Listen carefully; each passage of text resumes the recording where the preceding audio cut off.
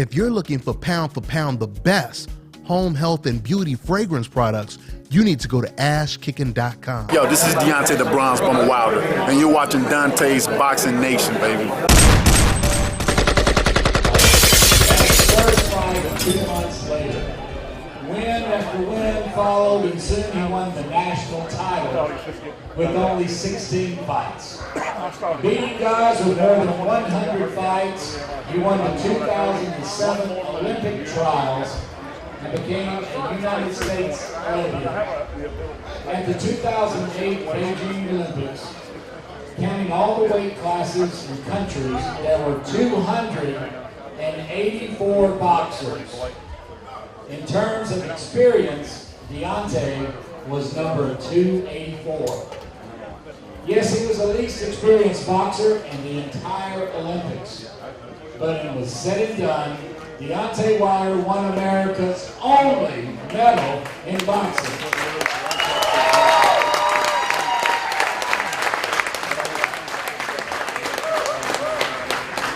And of course, brought home the bronze. Hall of Fame inductee for amateur boxer is Deontay Wilder, and to introduce him is his brother, Marcellus Wilder.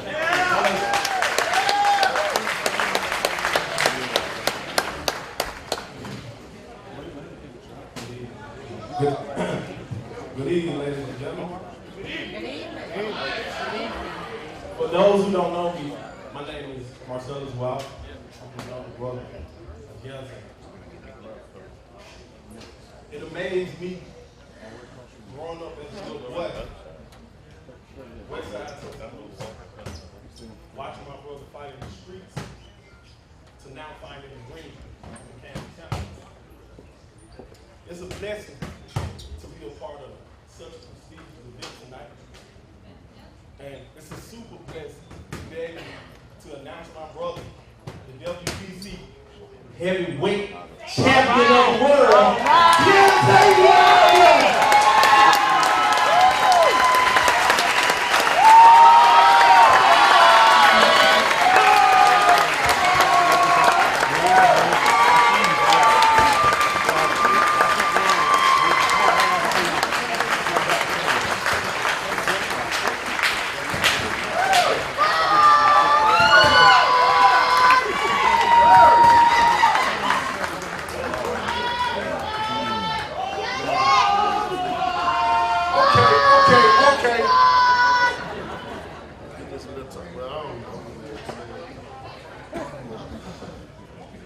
How y'all guys doing?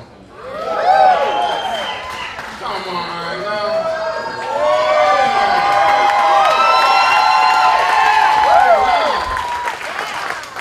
We're alive. I say it all the time. I say it all the time when I go play. I want to see how people are doing. You know, we should be rejoicing and be glad that the day is what it is today. Amen. Somebody didn't make it. Amen. Somebody didn't make it. Amen. You know, but we're right here. We're together. We're alive and well. Oh, We yeah. get to enjoy things together. Yes. We get to experience things together. And like my brother said, blessings. Oh my God. Oh my goodness. Oh my goodness. One thing about me, you know, that people, you know, when you meet me, I always tell people 2 things you're gonna get from me. You're gonna get a motivated speaker, and you're gonna get something from God. You know, I'm a very spiritual person. Amen. I can't help it. I mean, call me what you may in your eyes or whatever, or what you may hear or whatever. But the thing about it, man, I tell people, man, God is real. He is real. I know this ain't no church. I know this ain't no church. I was just in the club recently, and when the music went off, I had to tell somebody what God has done for me. Amen. I had to let the ears know. Amen. Because I'm living in the presence. Amen. I'm walking in my journey. Amen. Everything I've said I was going to do, I spoke it in existence. Amen. And if you don't believe me, as one of the best trainers, he don't even get recognized like that because he don't do it. He don't do it for the show. He don't do it for to be more famous than what's to come. He do it because of the love and the passion for, and that's my co-manager as well, JD's.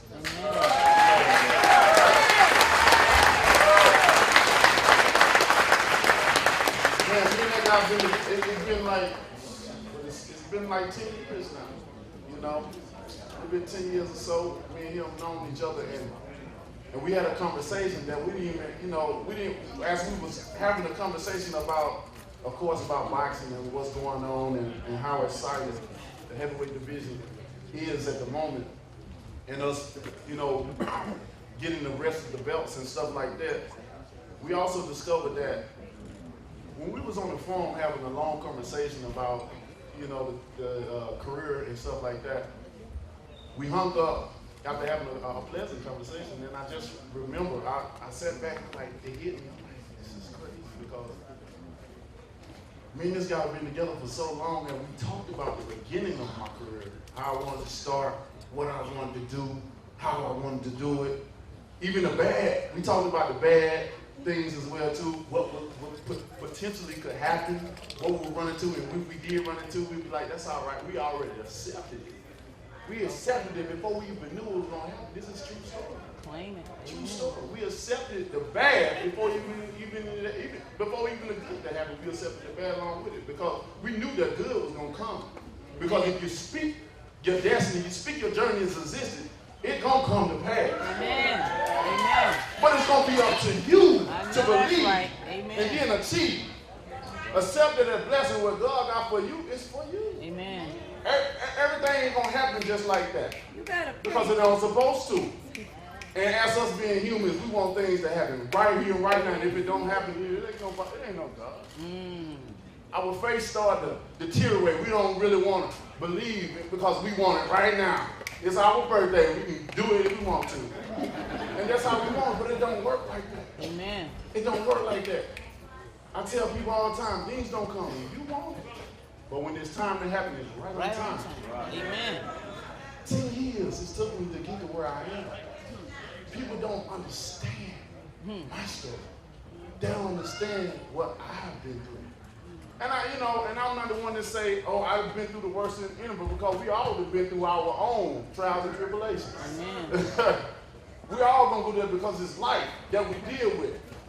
It's life that we'll always deal with, no matter how poor you is or how rich you are. You always gonna have problems. Amen.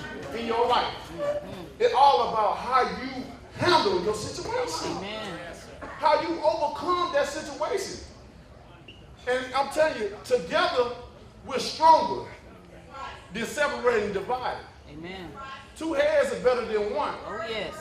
So if we come together and we stay together and help each other out and work it out. And I ain't always talking about money, because money ain't always the solution to the problem. Trust me. Amen. Sometimes it's always just the motivation part of it. The uplifting of brothers and sisters. No matter what culture or color that you're from, because as I see a lot of beautiful human beings up in here.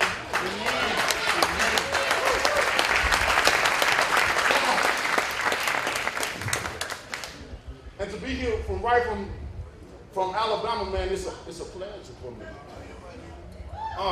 It's a pleasure for me. I tell people, and I've mentioned it tonight, that Alabama is such a small state that I don't just represent Tuscaloosa, I represent the state of Alabama. Everywhere I walk in Alabama is my home.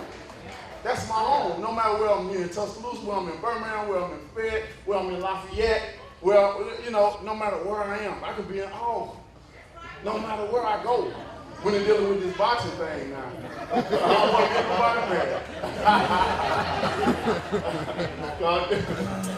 That's a ring right there, and I'm only one man. But man, just to be here with boxing and do the things that we've done. And I know I'm rambling back and forth because I started a story, I haven't even finished it, and it's funny. But me and Jay having a conversation about me starting my career, and we recently had a conversation about the ending of my career. And everything we said we want to do in the beginning of my career, it came to pass. It has came to pass. But this is how God works. He gave me more than what I asked for. He gave me more than what I asked for, because I'm not ashamed to mention his name. Amen. I don't care what country I go to. I don't care what city I'm in, and I don't care what state you say you from. I'm gonna let you know. I'm gonna let you know some countries, they say they're not accountable for their sins because they don't know God. But I say, when you meet me, it's gonna be a different story because I'm gonna let you know, and I can't help it. That's real. But me and Jay was talking about the start of my career. And everything that I've said, everything that we wanted to happen has came to pass. We recently had a conversation about the ending of my career, how we wanted to go, what we was looking for, the expectations out of it, and everything. And I thought it was fascinating. I'm like, wow, 10 years ago, man, they don't understand how we were scraping for money just to go support somebody. We ain't had nothing, man. Eating bags of potato chips and a little whopper here and there, you know, coming back, man. They don't understand. Like, it's been a journey for us. But everything we said we wanted to do, it happened. So now, I only have 10 years in this sport now that I want, truly, 10. I've already laid my foundation and my ground down how I wanted to go, just like we did 10 years ago. So, 10 years I got for you guys. I haven't let you down yet. David, I ain't let you down yet.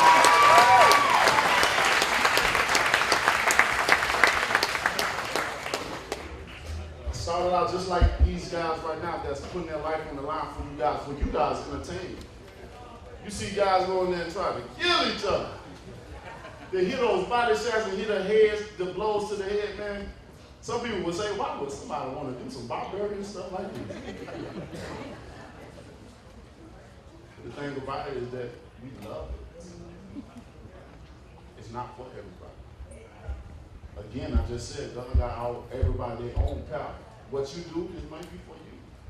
But this boxing thing is for us. This is what we do. I'm not gonna say, I'm not one of those people that say that this is all I can do, this is all I know, because no, baby. My mama said a long time ago, I'm anointed. So when you anointed, you are limited to what you can do. My mama put a bear in my room years ago when I was young. Yeah, it was a bear with a red band on it. It was running the finish. It barely hit the finish line, but you knew it was going to hit the finish line. But it could have gave up. Who knew? But on the picture, it just stayed stuck. So I'm saying he crossed that finish line, and it said, you don't know what you can do until you try. And that stuck with me so many years. And to that point, it was like every time I got in a situation, I don't know what I can do until I try. You don't know what you can do until you try. Yeah. It's just like boxing. You don't know you can do it until you try. But I won.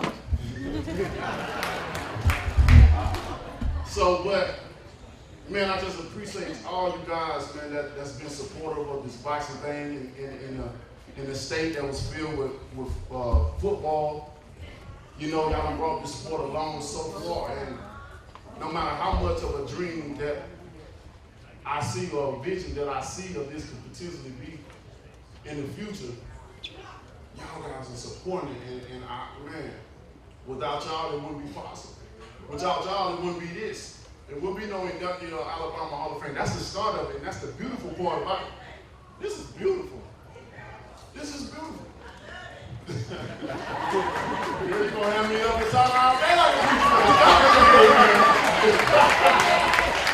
daddy used to say that all the time, they trying to eat. Daddy still be up there and preach. We thought he was at the end of the course. He came back. I'm talking about amen. And I see what he feels like, because it makes me want to talk. But again, man, Alabama, I love you guys so much. I told y'all I wasn't going nowhere, and I'm still here. You know, I'm like Waldo, you know, tell them where you may find me at. But I love you to death. Keep supporting boxing. Keep supporting the local fighters. And keep supporting everybody that's involved. It's not even just all about me. It's about everybody in this room. Because without y'all, it wouldn't be no fight. Without these great men and women that work inside of Alabama boxing, it wouldn't be a show. And without me, it wouldn't have been the foundation part of a building or whatever. But through you guys, through us together, we make this possible. Not just me, it's us together. If you ain't here, you support it. And those that couldn't be here, I'm sure they wanted to be here, but they couldn't. They supported as well too, because I see it every time I have fights. Y'all come and show out too, baby. And I love it. And we're gonna keep doing it. I want to say thank you so much, friends, family, to my supporters, to the mirror. I love you guys so much from the bottom of my heart. And hopefully soon we'll get one in T-Town, baby. Until then, I love you. God bless.